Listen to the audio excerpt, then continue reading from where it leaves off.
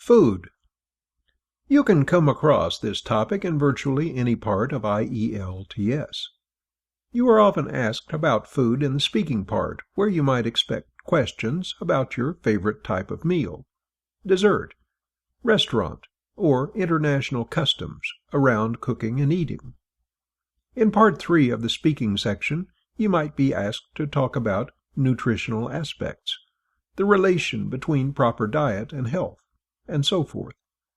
Food is also a rather popular topic for writing section number 2, where you can expect to write in depth about causes and effects of obesity.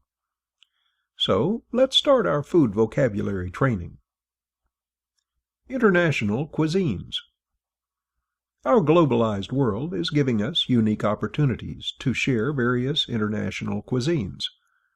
Most modern large cities offer a wide variety of restaurants of particular cuisines: Italian, French, Chinese, Thai, and others.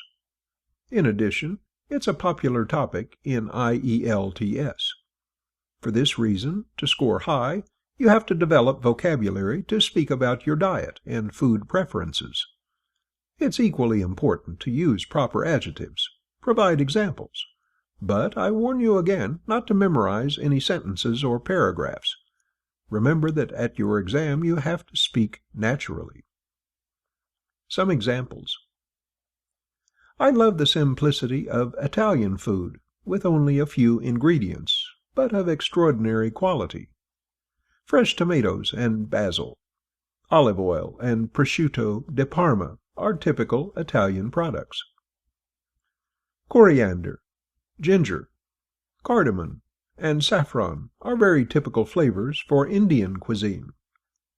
I usually order hot curries with lots of chili and a side of raita to cool down. Many Indian dishes are prepared with rice, vegetables, and seafood.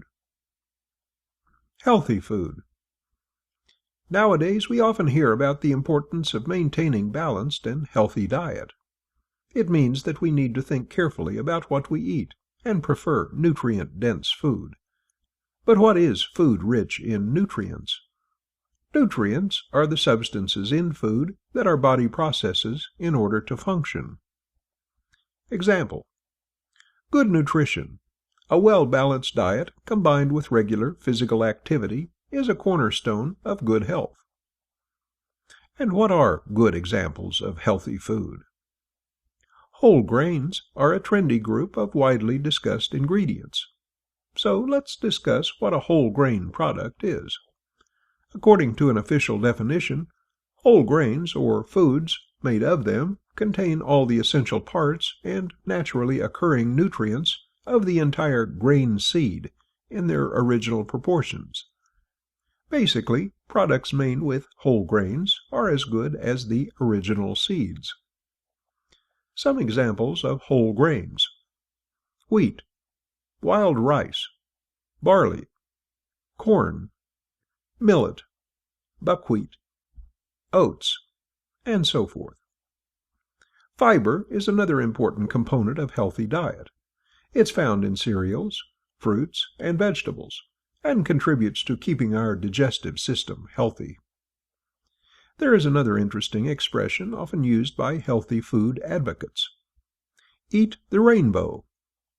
It's a simple way to remind us that we need to consume more varieties of vegetables of all colors.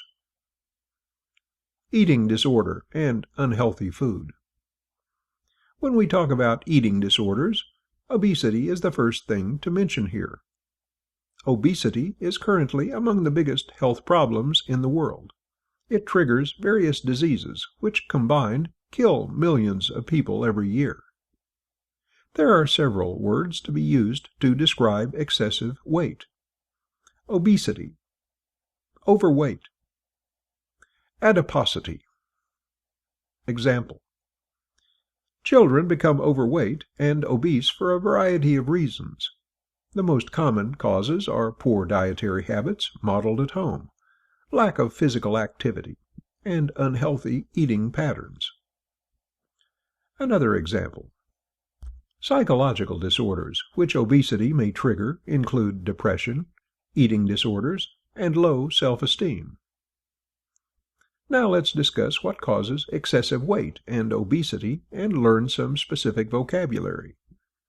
Firstly, it's poor dietary habits modeled at home. For example, offspring of obese parents are much more likely to become obese than offspring of lean parents. Secondly, it's the quality of food we consume. Example: for decades, processed food has been getting cheaper, while fruits and vegetables have been getting more expensive. Thirdly, it's the addictive nature of engineered food. Example: nowadays, products are engineered to be cheap and last long on the shelf. They're developed to be incredibly tasty so that we can never get enough. But what are the potential risks of obesity? Engineered food is very dangerous since it can cause a number of diseases such as diabetes, cancer, stroke, and others. Now I suggest that we go through some additional vocabulary. All the words are grouped according to their meaning. You will see them on the screen, and I will pronounce them. If any of them are unfamiliar to you, look their definitions up in the dictionary. I also advise that you come up with several examples to memorize them better. Additional vocabulary: food contents, fat, carbohydrates or carbs, oil, protein, fiber, sugar, salt, additives. Food adjectives: syrupy, sugary, crispy, bitter, juicy, sour, zesty, chewy, spicy, peppery, ambrosial, crunchy, delicious, savory, unflavored. Negative aspects: allergy, intolerance, bulimia, anorexia, lactose intolerance, obesity, addiction, famine. Cooking styles: grill, steam, stir fry, deep fry, boil, broil, mince, roast. Eating verbs: to bite, to chew, to taste, to drink, to savor, to swallow, to digest, to indulge, to devour. There's also a great variety of idioms with food vocabulary. Here is a short list of them. Idioms: to be dying of hunger, exaggeration of saying that you are hungry. To have a sweet tooth, to love sugary foods.